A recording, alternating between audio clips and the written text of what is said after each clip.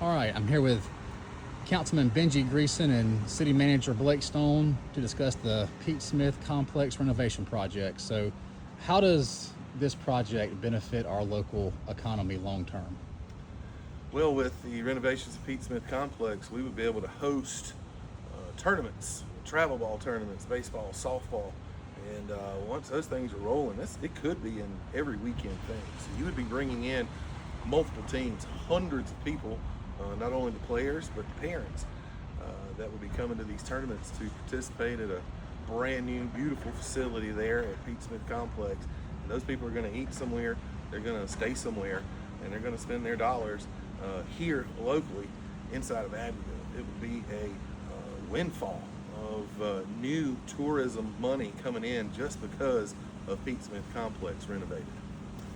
I want to echo what Councilman Greeson has said, because for the city of Abbeville, tourism is one of the main lifebloods of the community, and one of the things that we rely on are individuals that come from outside the city, outside the county, and the region. And travel ball is so popular with families, and they are the ones that are going to come into your community, as the councilman said, go to your restaurant, stay in the area.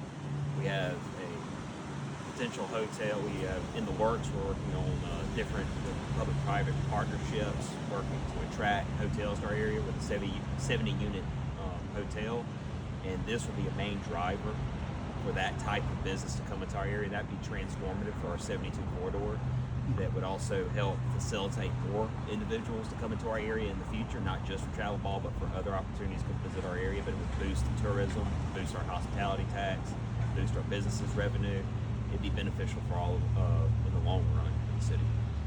And even from a personal standpoint, being the dad of a daughter who's in playing travel softball currently, we're in cities every weekend, if not every weekend, every other weekend. And they're not just one-day tournaments. There's a lot of two-day tournaments where we are required to stay. We go all over South Carolina, from Anderson to Easley to Aiken to Orangeburg, Columbia, Chapin. And Abbeville could be a major hub for those same tournaments. Literally hundreds of people influxing into the town every weekend. Again, it would be a huge economic driver for the city of Abbeville. And I would also, again, echo what Councilman Greeson said, because I'm a father myself, and I have 4 young boys, 2 of them already in soccer, and I'll probably end up in travel ball myself. So I'd love to call Abbeville one of the destinations that I'm able to come to for travel ball. That'd make it easy for me on the weekends.